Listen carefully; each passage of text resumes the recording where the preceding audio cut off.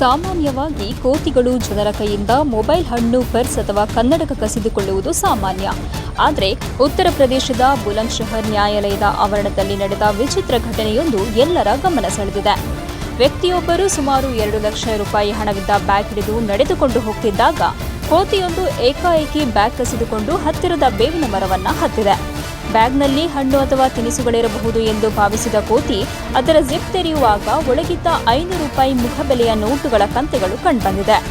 ಬಳಿಕ ಮರದ ಮೇಲೆ ಕುಳಿತಿದ್ದ ಕೋತಿ ಒಂದೊಂದೇ ನೋಟುಗಳನ್ನು ಗಾಳಿಯಲ್ಲಿ ತೂರಲಾರಂಭಿಸಿದ್ದು, ನ್ಯಾಯಾಲಯದ ಆವರಣದಲ್ಲಿ ಅಕ್ಷರಶಃ ಹಣದ ಮಳೆ ಸುರಿದಂಥ ದೃಶ್ಯ ನಿರ್ಮಾಣವಾಗಿದೆ.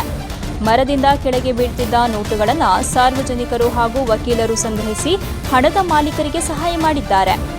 ಈ ಅಪರೂಪದ ಘಟನೆಯ ವಿಡಿಯೋ ಸಾಮಾಜಿಕ ಜಾಲತಾಣಗಳಲ್ಲಿ ಭಾರೀ ವೈರಲ್ ಆಗಿದ್ದು, ಬಂದರ್ ಬಾಬಾ ಉಚಿತ ಬೋನಸ್ ಹಂಚುತ್ತಿದ್ದಾರೆ ಹಾಗೂ ಸಿನಿಮಾಗಳಲ್ಲಿ ಮಾತ್ರ ನೋಡಿದ್ದ ಹಣದ ಮಳೆಯನ್ನು ಇಂದು ಕೋತಿಯೇ ನಿಜವಾಗಿಸಿದೆ ಎಂಬಂತಹ ಹಾಸ್ಯಭರಿತ ಕಾಮೆಂಟ್ಗಳು ಹರಿದಾಡ್ತಿದೆ.